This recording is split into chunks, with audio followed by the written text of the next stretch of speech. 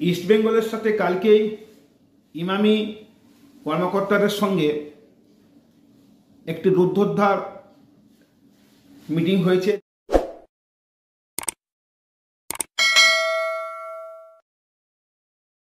যেখানে যেসব বিষয়গুলি ওদের প্রায়োরিটি পাবে সেগুলি হলো, প্রথমত ইস্টবেঙ্গলে একটি মেডিকেল হাব গঠন করা হবে, যেটি আগের বছর প্রবলভাবে প্রকট হয়েছে।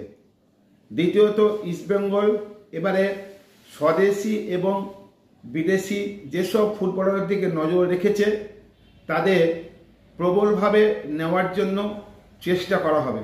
প্রয়োজনে বিদেশে গিয়েও ফুটবলারের সঙ্গে কথা বলা হবে।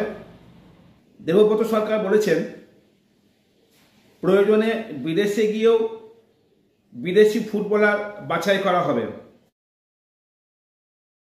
ইস্টবেঙ্গলের প্রাক্তনী মেহতাব সিংকে যেমন প্রবলভাবে দলে নেওয়ার চেষ্টা করা হচ্ছে, তেমনি রাহুল বেকের, উনিও ইস্টবেঙ্গলের প্রাক্তনী, ওনাকেও এবছর প্রবলভাবে দলে নেওয়ার চেষ্টা করা হচ্ছে।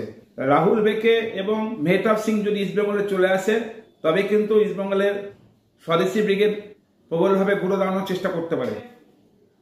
ইস্টবেঙ্গল একটি বিদেশি ফুটবলের দিকে নজর রয়েছে। ইরাকি ফুটবলের প্রিমিয়ার ডিভিশন জাহো এফসিতে খেলেন গুস্তাভো হেনরিককে নেওয়ার জন্য চেষ্টা করছে, যিনি ইরাকের জাহো এফসিতে খেলেন। ওনার জন্ম ব্রাজিলের সাও পাওলোতে 1995 সালে। ইরাকি ফুটবলে তিনি একটি বড় নাম। আমরা অনেকদিন ধরেই বলেছিলাম যে ব্রাজিলের দুজন ফুটবলারের সঙ্গে কথা বলার চেষ্টা করা হচ্ছে, তার মধ্যে একটি নাম যেটা জানা গেছে গুস্তাভো হেনরিক। ইন্টারকাসির তরুণ ফুটবলার 26 বছরের অ্যাটাকিং ফরওয়ার্ড এডমুন্ড লারেন্দিকা কেউ দলে নিতে আগ্রহী। তাকে কিন্তু মুম্বাই সিটি এবং কেরালা ব্লাস্টারও পেতে চাইছে।